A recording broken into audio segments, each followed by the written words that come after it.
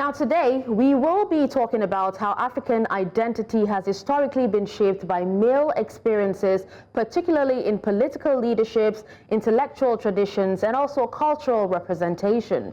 For example, the dominance of men in institutions like the African Union, that's the AU, where leadership remains overwhelmingly male and with only one female chair in its history.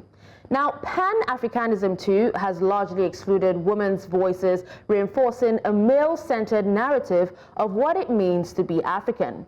This exclusion extends beyond just politics, also affecting land ownership, economic power, and also societal structures where women remain marginalized despite their significant contributions. Now, this is not about replacing one form of dominance with another, but also ensuring that African identity reflects both male and female experiences. It makes one wonder that if African identity has historically been defined through male perspectives, what might a truly gender-inclusive definition of Africanness look like?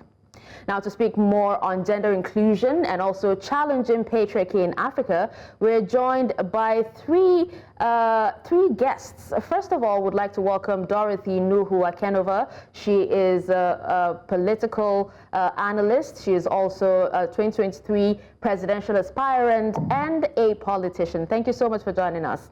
We also have Ayotunde Fasanya, Director General, Africa Space Foundation in Lagos, and Mary Ikoku, founding president, Emerge Women Development Initiative in Abuja. Thank you so much for joining us, gentlemen and ladies. Thanks for having us. Now, let's begin with Mrs. Aken'ova. Now, many African societies had powerful female rulers, if you look through history, such as Queen Zinga of Ndongo, Ya Santewa of the Ashanti, and also Queen Amina of Zazzau. How would you say, or how do you think that colonialism and post-independence politics have erased women from leadership?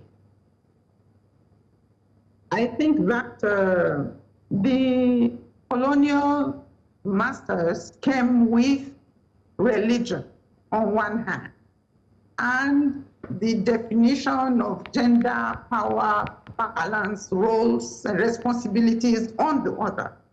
And they used these religious instruments to drive a new form of identity, a new form of definition of gender, of roles and responsibilities.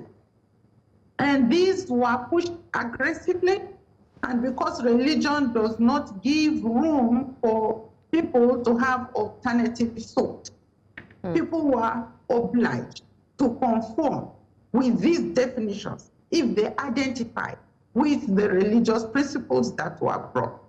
And so the interpretation, for example, of the Bible that states that the man is the head, is the crown, and all of those, kind of put the woman in a disadvantageous position.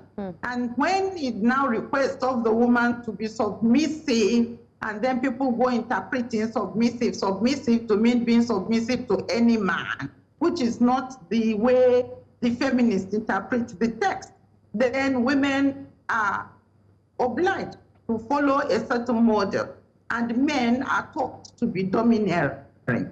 And the workplace was such that the colonialists came with their wives. They had roles and responsibilities. They went to work. All their women did was to sit in their quarters, knitting, maybe doing some gardening, and bringing up children, or doing some social work or the other. Their jobs were not recognized and paid for. And that was the kind of model that was passed on to women, during the colonial era. Okay. There is no doubt that this constituted a great interruption of what we had as roles and responsibilities for women within the African continent. All right, let's hear Mary's thoughts on this as well. How did colonial governance structures reinforce, male dominance in African political and economic systems? And why do you think this has persisted long after independence? Is that for me? Yes, Mary, it's for you. That's a very brilliant question, really, because sometimes I think we need to really begin to decolonize the conversation when it comes to gender parity and inclusive leadership. I think that where the rain started beating us, Nigeria, for instance, I'll give Nigeria as a case study. When the colonial masters came to Nigeria, I'm from the Igbo tribe. We didn't have this kind of situation. In my part of the world, women were equally as creative in terms of creating wealth, whether it's farming or going to market or working on a job. It was the case in Nigeria. But when we had the invent of colonial masters, one bad thing they did was this housewife syndrome. Housewife wasn't a Nigerian thing. It wasn't in our history. We had a very rich partnership where the man and the woman were working in partnership. Even in the Igbo society where you had the Ozo, you had the Iyom, where the women leaders are meeting, while the men are meeting in their own. And they also have a place of convergence. And when it comes to the workforce, women are also part of the workforce. Women could have their own farm, while the men were doing the cash crop, they were doing the subsistence farming. So we were all involved in our various lives until the part of the things that colonialism birthed to us, where you now having, because these colonial masters, most of them were lounging here. They were coming here with their trophy wives or trophy girlfriends who were just decorating their vehicles. And impunity is where you now have to say, bring on that policy that looks like what we call housewife today, where the woman just had to be a decorative item, sits in the front of the vehicle of these colonial masters, and it was sort of, how will I put it? It was something to show off with, but what we forgot was that they were here on a mission. They were here on a mission that wasn't very progressive. It wasn't entirely something that will progress us. So introducing this housewife syndrome, because the women they came here with were just people who were there to service them somewhat. Yeah. So making sure that that policy penetrated into our own system or our culture is one of the downsides of colonialism that are hardly spoken about. But you can see the effect that it has over the years, centuries upon century. It has become where you are thinking that nurturing and all of those kind of housekeeping is completely 100% a woman's job. And while women are busy with production, giving birth, women give birth, and we have no problem with that. We deliver babies, but we deliver much more than babies. We deliver governance, we deliver production, we bring fresh pair of eyes to the job. Whatever leadership is embedded in every human being, be you male or female. So we need to begin to have this conversation, how we're beginning to decolonize the conversation, decolonize the gender parity, and not continue to be handed down what parity will seem to be like. We need to infuse our own rich cultural heritage, take the very good sides of our culture, and then infuse it with what the gender mainstreaming should look like in a modern day Nigeria or in a modern day Africa. I think this is how I see the entire situation. Okay. This is where it has landed on, but progressively things will shift. Okay, now to the only man in the group, Ayotunde, thank you for staying with us once again. Now, you've heard what both women actually had to say about this, and since we're speaking of Africa, from what we know, Rwanda actually has the highest percentage of female parliamentarians, in the world. That's over 61% of seats held by women. What lessons can other African nations learn from Rwanda's quota system and also political reforms to dismantle patriarchal norms? I know Mary did say that women bring fresh pair of eyes to whatever it is that they're included in.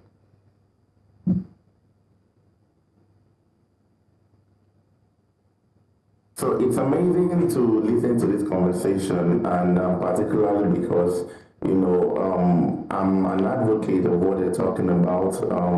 For a lot of years, growing up, the ideology, that we were raised up with is that, the boy child is, has a superiority than the girl child. I remember during one of my masters at Clemson University, I did a research topic and an implicit bias test on gender. And one of the things that happened was that we realized that the gap between the male and the female in Africa from that research shows a huge disparity. So it was a major gap for us. Now, and if you now flip that when it comes to development, where women are taking major roles all over the world, you see most of the enabling governments over the world, you see the rise of the feminine gender groups and advocating, taking all kinds of position. It's true to say that yes, we're still at this stage in Africa, if you look at the Senate, you're having just three representation compared to some other African countries. So I believe that at the end of the day, we need to look inwards, as Africa, and generally look for where the solution is. You have a lot of women all over the world, who are making grounds today, and when I travel around the world, I see women solving problems all over the world. So I feel like Africa has a gap to cover when it comes to women involvement in leadership and politics as a whole. Okay, I like that you said that women are problem solvers. Now let's come back to you, Mrs. Aken'ova. Now, in Liberia, Ellen Johnson Sirleaf became Africa's first elected female president, and yet few African nations have actually followed suit. I remember being on Twitter some days back, and I saw a man post that if Ngozi Okonjo-Iweala were to contest for president, that he would gladly vote for her. Now, as a leader yourself, why do you think that women are still seen as exceptions rather than the norm in African leadership?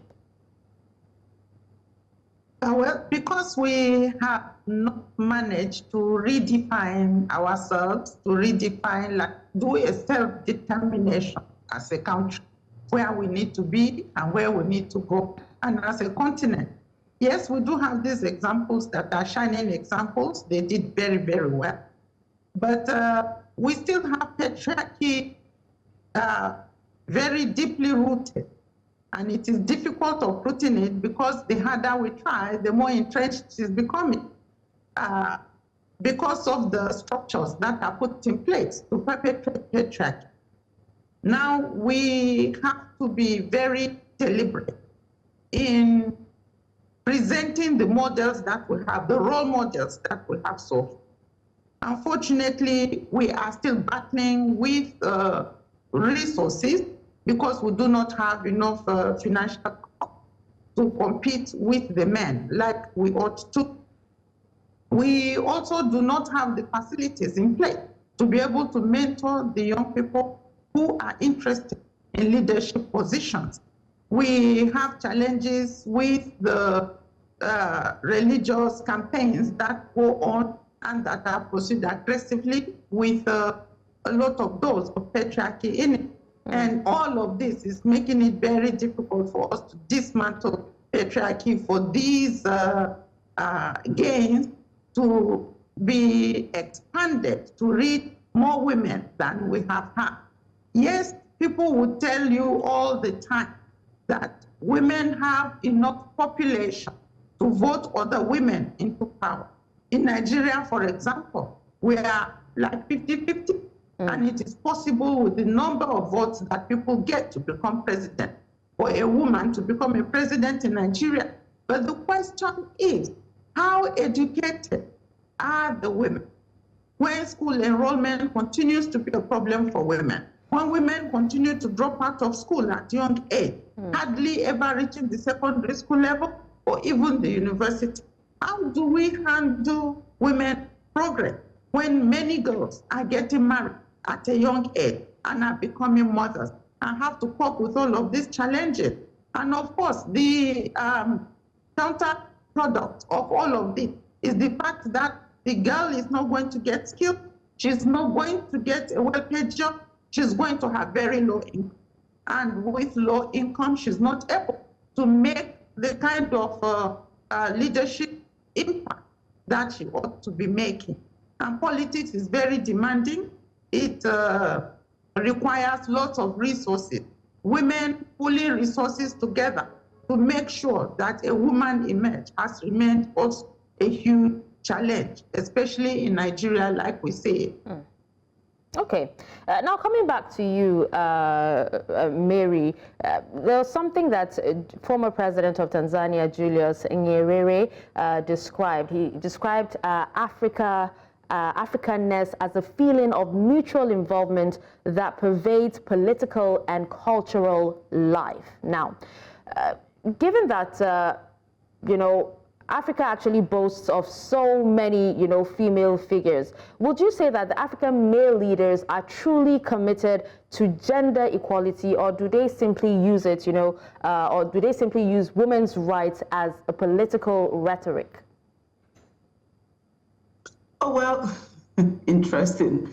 I think it's a combination of both. So there are some men who really, truly pursue, who are like allies, the he for she's. They sincerely and definitely are pushing back and making sure that more women inclusion happens in our political space.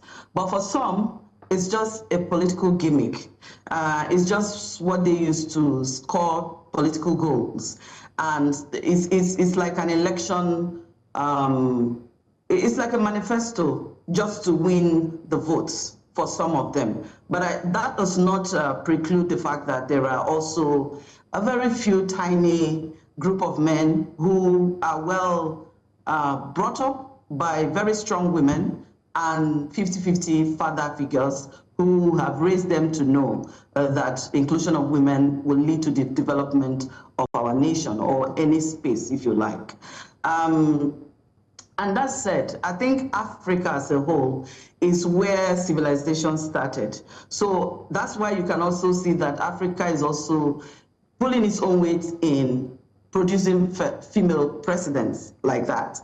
But the progress is very slow.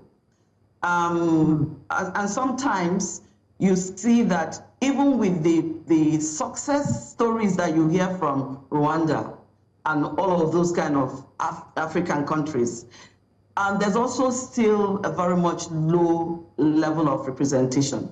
And across Africa, you still don't have more than 24% of parliamentary representation across Africa, and averagely. And then you still have slow progress, because despite all the efforts that you hear of to increase women political participation, to increase their representation, progress has also remained very slow. So with some countries even experiencing declines, countries like Nigeria, we're actually experiencing huge decline in female representation. You can see even the uptick in the number of women that are running for office does not in any way. The uptick comes when political parties engage in their tokenism, where they're saying, oh, we give them forms for 50%. Some parties will say for free. And so you pay for only your nomination form. But what typically happens is that you give them form and you don't create an enabling environment, a safe, a level playing ground for both the man and the woman. Giving form is tokenism, as far as I'm concerned. So what that form does is that it gives an uptick in the number of women that are running for office. But while once the election is over, you find out that you don't find women in spaces. So we're a sincere country that is very, very interested in ensuring women inclusion. We'll take it a notch higher to, at least, to the very least, respect an existing gender policy, because you can also address the issue through, affirmative actions, but they're also not interested in that. If you recall, the president of Nigeria, the current president, had said that women and youth, women inclusion is women and youth are some of his priority areas in his administration. But we can see how that is going. The Southeast Development Commission that had just been inaugurated, you can see that not a single woman from that region made it to the board. And you want to develop the Southeast without a single woman from the Southeast on that board. So it tells you that there's just this unconscious bias that exists. Whether you like it, you can scream patriarchy from now to tomorrow. But I always say to people that patriarchy is not a man. Rather, patriarchy is a system. So it's a systemic barrier. Man can support patriarchy, and there are women who are holders of patriarchy, the ones who nurture the patriarchy. Absolutely. So we have to begin to look at these items from a very systemic point of view, because there are systemic barriers which women face at numerous levels. And this includes, like, you know, if you're not being discriminated, if we are not having discriminatory laws, because look at Nigerian Constitution. Yeah. You have a constitution that is discriminatory against itself. For instance, the Constitution, the 1999 Constitution, gives the citizenship rights of Nigeria to any foreign woman that a Nigerian man marries today. Yeah. You get automatic citizenship. But a Nigerian woman marries a foreign man, the man does not get. So you can see a constitution that is discriminatory against itself. So women face, and it's the same thing even in our political conversation or spaces. You also have that constitution that is sounding like it is male, it is male. Every language of that constitution needs to be reformed in a way that you reduce the maleness of our constitution. Everything there is he. Maybe we need to introduce he, she in the constitution so that the men will understand that he there, which simply represents human being, they appropriate it to mean man. So it's seeming to me that everywhere they see he, in the he shall, is a man. So we need to begin to review our constitution. Thank God that we are doing constitution review process is still ongoing. Yeah. So they have to be, there's also, I talked about unconscious biases. When you talk about unconscious bias and stereotypes about women's abilities and roles, you know, they also contribute. For instance, look at what just happened in National Assembly at the Senate. Some group actually had the effrontery to tell Natasha Akpoti's husband, call your wife to order. No women's group said to Mrs. Akpabio, call your husband to order. So there's already an unconscious bias that leadership is a man's thing. And that was reinforced. One of the times I asked one of my sons, I'm a mother of boys, I asked one of my sons, I said, why are the girls in your school, when I interviewed them, they are not giving me quick response when I say, what political office would you want to hold? They shrink. You know what my son said to me? But mommy, when you came to my school, did you see the roll call, the Hall of Fame for leaders? You saw Nelson Mandela, Barack Obama, George Bush, Bill Clinton. There was no woman. So the young girl in that school is seeing leadership, and what she sees is man. So we need to begin to deconstruct these unconscious biases that are in our faces if we are serious about solving this problem. It's a long walk to freedom, but somehow we'll keep working at it. And someday, absolutely, we won't have to go the Rwanda route.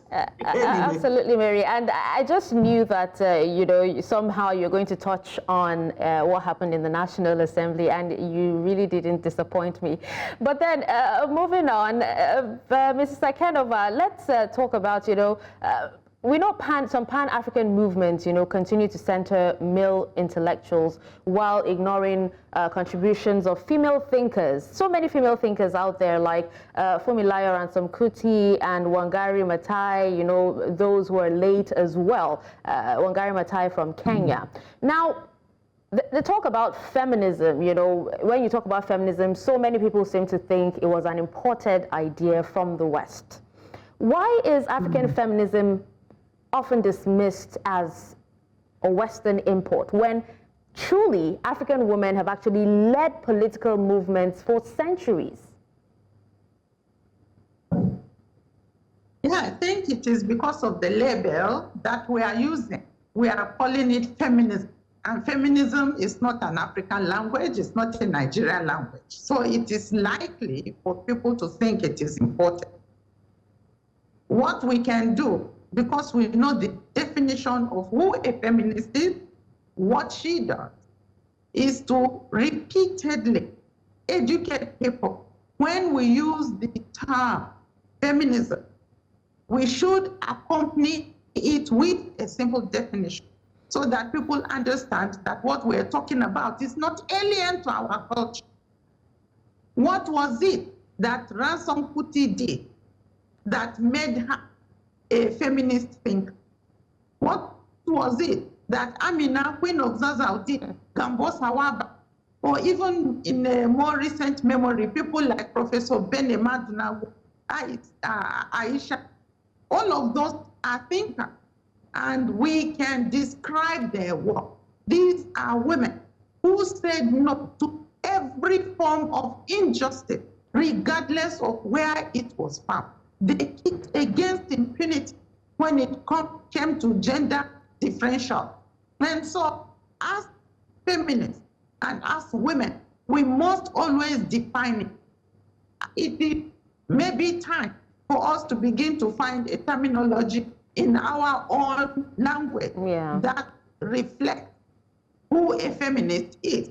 But for as long as we continue to use the foreign terminology, it is going to continue to draw that misinterpretation for people to think that it is important. Because whatever you have in your local language is not important. You already know.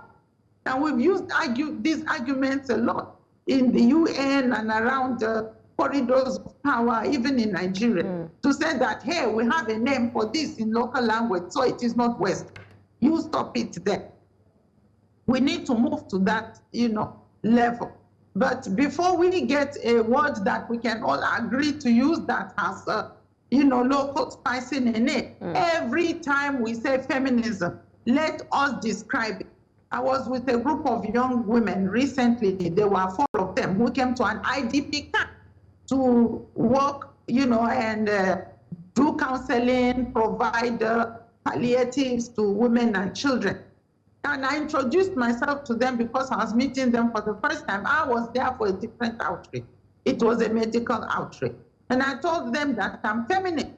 And I saw the way they cringed. And I asked them why. They said because, the way feminism is in Africa, it's like a men-hate kind of movement. And I said, no, you stop it there. You've come to IDP camp to provide palliatives, to provide counseling. That makes you a feminist. So we need to begin to define who a feminist is every time we use that terminology. Okay.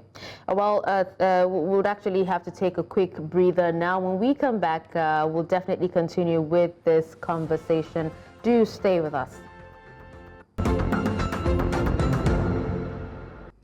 Welcome back, and thank you for staying with us on the conversation. If you're just joining us, we have been discussing on women inclusion and how to break down, the patriarchal structure in Africa. And we've been discussing with Mrs. Mary Ikoku and also Mrs. Dorothy Nuhu-Aken'ova. Thank you so much for staying with us.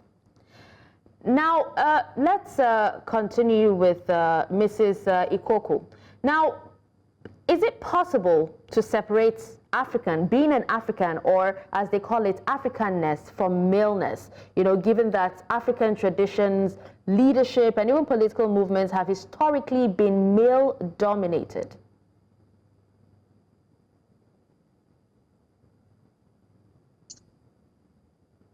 How do you separate Africanness from maleness?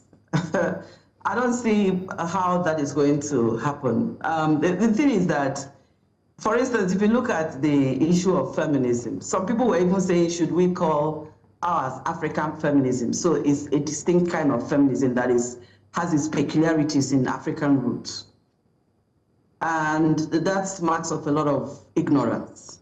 And then one thing I found out that is very critical here is that we don't have a problem with African men per se, But you have a problem when you hide under, I'm a traditional man, to cause pain and anguish on another human being.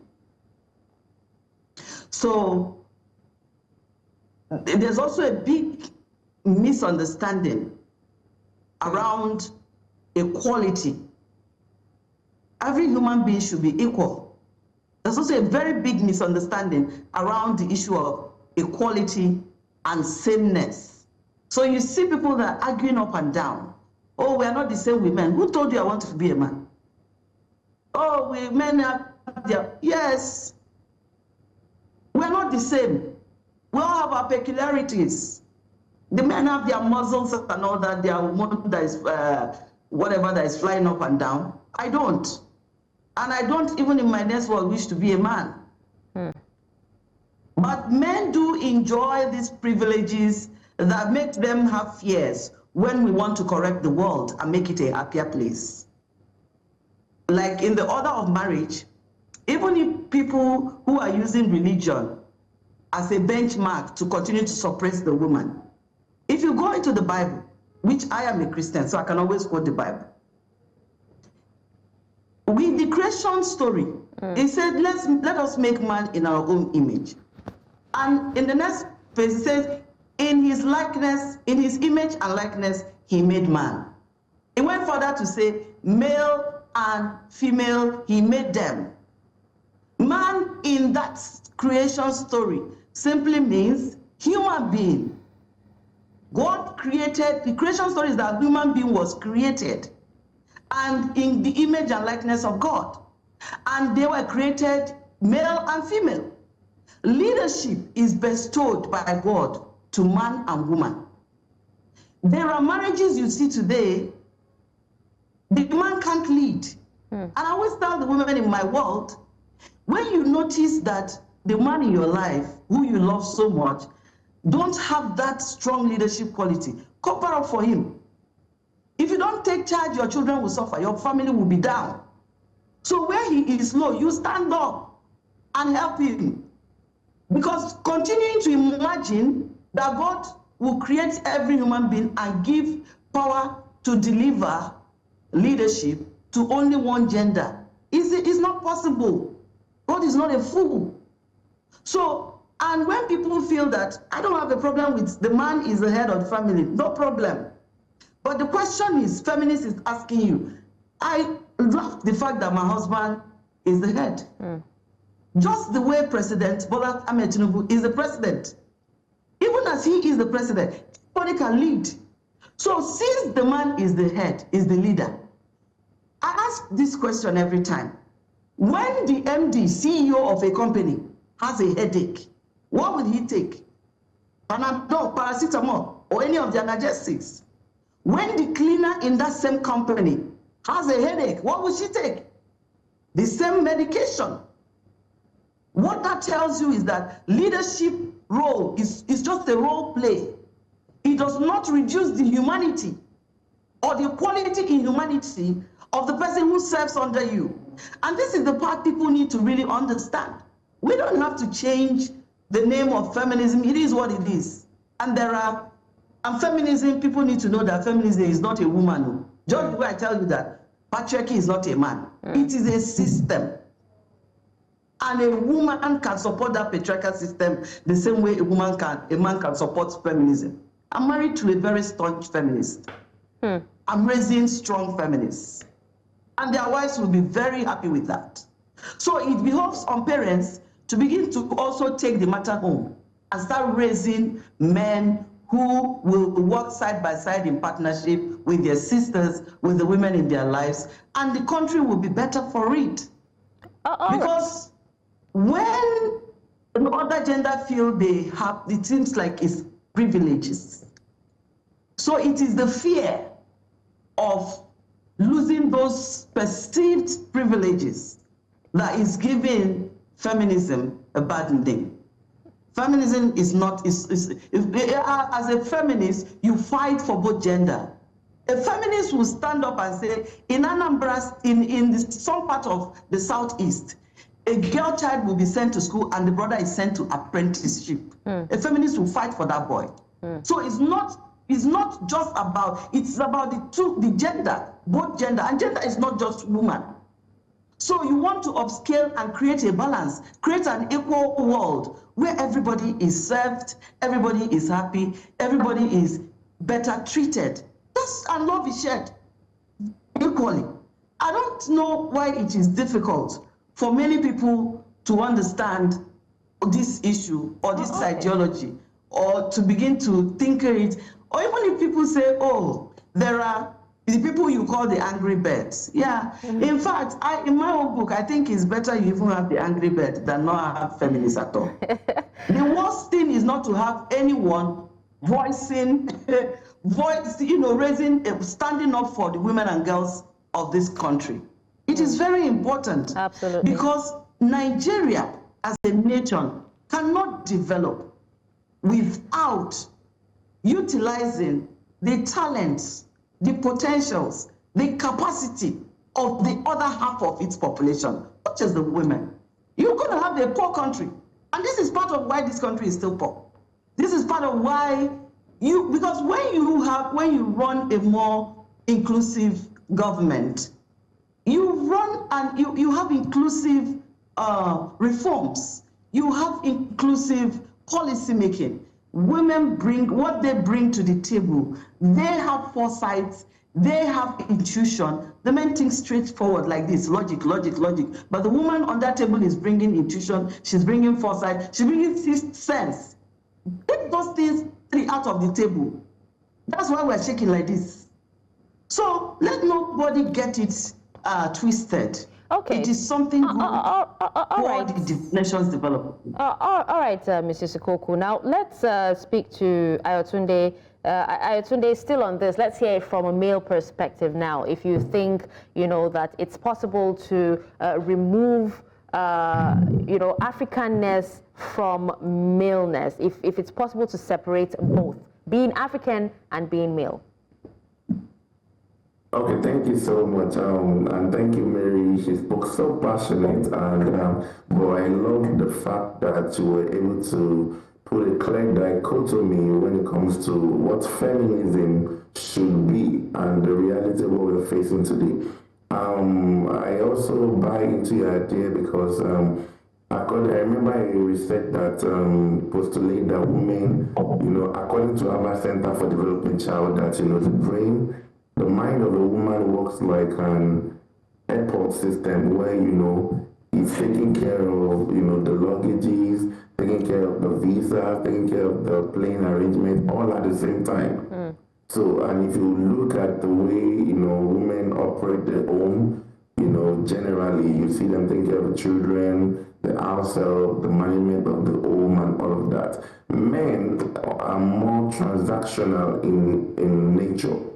And that worked for a lot of countries in the pre-colonial and colonial age because they needed more firm authority to be able to instill discipline because in those systems where people did whatever they wanted to do, to be able to follow a certain law, discipline has to be introduced, and men has that capacity, that transactional ability.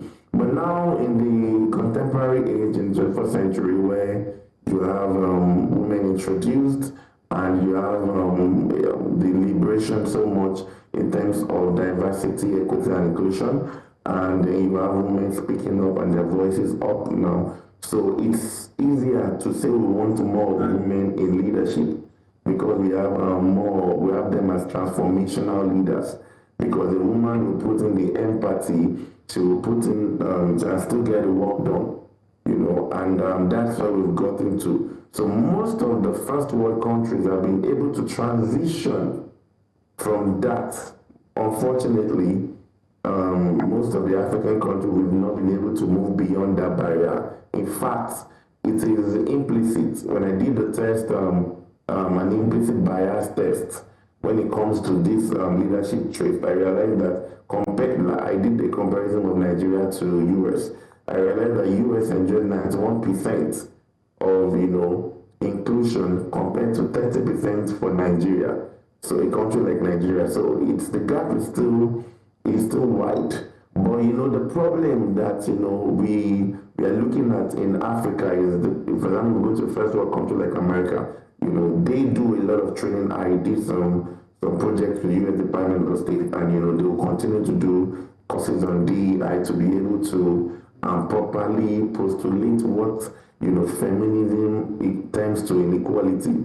But here in Africa, we've not been able to properly define that, which is why people who are taking it to the extreme sometimes, and then you have it leading to more broken. Because don't forget that suddenly the man will just not start thinking that I'm equal with the woman. I haven't thought all his life that is a step ahead. It takes a lot of reorientation to be able to move from that position, to be able to see his wife also as a dominant figure and respect that choice and support her. So before we get to that point, there's a gap of an educational gap, a knowledge gap that needs to be filled before we can introduce that. Right, we have a lot of struggle, and at the end of the day, you will still have a pushback for women, and feminism as a general. But if we're able to bridge that gap, bring in the resources we need, and cover that area, then we can say, okay, we can leverage on this amazing species and this part of Nigeria and Africa as a whole, and then we can start to deploy it in solving problems and all of that. But without that, we're going to have people that will take it extreme. We're going to have people that will not have an orientation of what it is at all, and then it could end up in chaos. And that's why the balance is not there. If you can find the balance, then it's going to be a win for Africa as a whole. All right, well, thank you so much, Ayotunde, for your perspective on this. I'm told you have to leave us now. We appreciate you for your time. Thank you so much. It was a wonderful experience talking with you. Absolutely. All right, now let me pass the next question to Mrs. Aken'ova. Now, let's look at it from a different perspective as well. Would you say that gender inequality in Africa primarily, affects poor women? Or is it, just talks of cross-class issue that actually affects women in elite and also political circles?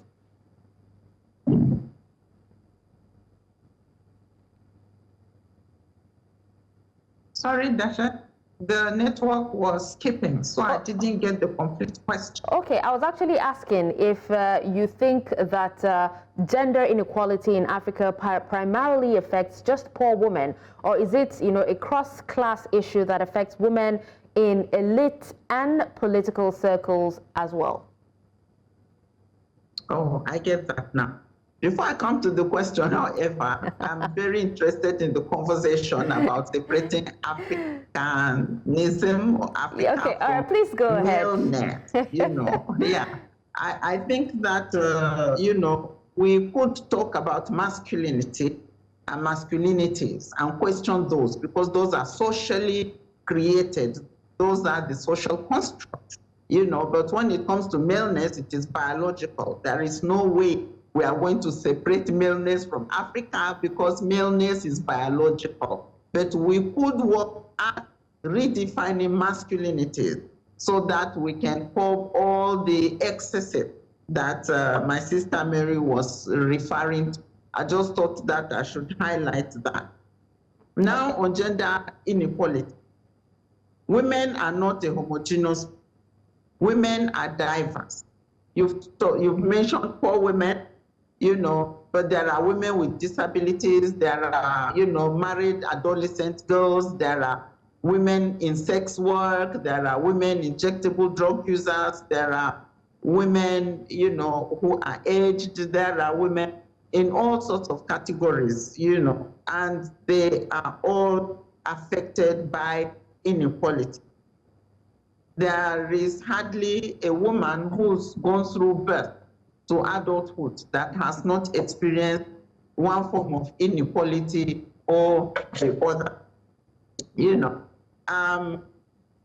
When girls are born, for example, the opportunities that they have are different from the opportunity that men have.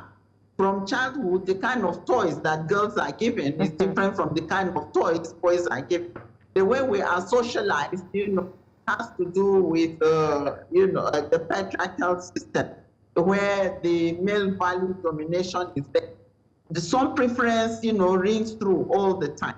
Before the woman will grow up, and then be identified as a woman who is poor, she's already experienced inequality at an expansive scale from birth, So school enrollment, people would rather keep the girl at home in most places. In the Igbo society, for example, the boy can at least go and do apprenticeship. In the north, the girl is pushed out to go and work. And if there was difficulty paying school fees in a family, the girl is going to be the one who experiences a dropout. She's withdrawn from school. And with the increasing insecurities, we've seen families giving out their girl children out in marriage. Like, let's just transfer them from this context, get them married, and then we can now face what to do with the boy. So there are inequalities all over. However, when the woman is poor, or when she comes from a low-income family, the extent up to which she suffers inequality is more acute. It means that she's going to have multiple forms of disadvantages from the moment she is born till the moment that she dies. And many times, their chances of survival are very little anyway at birth. And when they are born, they are suffering in the slums, for example, where they are, and they may be in the street. And in the street, they are going to suffer a lot of gender-based violence. So it is a question of proportion when it comes to women who are poor or who are born in low-income families. A woman that we may categorize as well would suffer her own inequalities anyway. And that is why you would go to a company where the woman is supposed to be promoted, to head the company. They will move and twist the system in such a way that she is either retired to give the person who is male, her subordinate, the opportunity to head the company, or she is given that position, but the expectations are more stringent and, like practically setting her up to fail. So women are suffering from inequalities regardless of the class in which they are, regardless of their poverty or wealth status. Women always have this disadvantage. And so the need to continually work for equity and, make inputs that create a balanced, landscape for all to thrive is very, very important. And I like the point that Mary made, where she said that women have to, be supported, and that equality is possible. And we need to work and invest for that to happen. It's just the way to go, because there is no way we can fly with one wing. We need both male and female. Okay. Well, I'm told that we have a late guest join us, Minette Mpongwe, Communications and International Relations Expert from Cameroon. Thank you so much for joining us, Minette.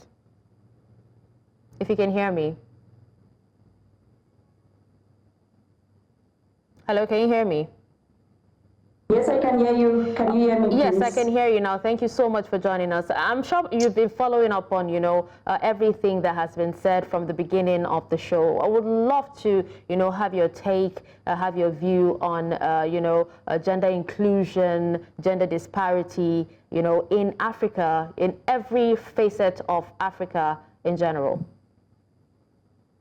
Thank you so much for the question. It's actually a pleasure to be here. It's an honor to be talking on a topic like this, because currently that is actually a reality in Africa. Gender inclusion or gender equality, I think to an extent, is actually a need in Africa. because we have amazing policies. All our countries are member states to the AU. We've taken a lot of commitment, but most of those amazing policies remain on the paper and nothing is being done in our country. Inclusion is still really a myth to an extent, except in a few countries like Rwanda and other countries in America, Asia, and Europe. Because in the global south, specifically in Africa, I think women are not really included to an extent, despite the fact that they have proven to be very efficient, they have proven to be very industrious and very, very smart. For example, we have Ngozi in World Trade Organization, we have Vera somewhere in Cameroon, the president of Tanzania. We have amazing women that are doing a lot, but they gain little credit or maybe little recognition just because of their sex.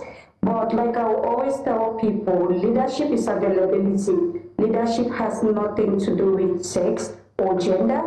And I also think that the main issue in Africa is that most of our policies are just on the paper. We lack effective plans or effective strategy to implement these policies.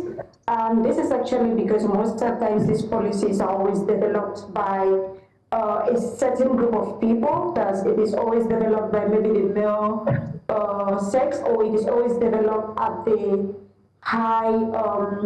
in top high conferences where most of the people that are living the realities are not included. And sometimes inclusion happens when people are being included, not just at the execution stage of a project or of a policy, but from the inception right down to the execution, or maybe at the stage where people are actually being able to contribute in their own little way to shape these policies in such a way that they can favor them. For example, we know in most African countries are going to be having their elections, like my country in Cameroon, and we have just few women that have actually opted to contest. Not really because they're not women that are capable enough, just because these women already, they know that most of the policies in place does not favor women a lot. So even if they try to contest, I feel like their chances of winning is very limited. So I think that inclusion in Africa, especially when it comes to politics, socioeconomic issues, and Minette, sadly, is we would actually, very limited because of if you can hear me, Minette, frameworks, because of our systems, and because of our governance.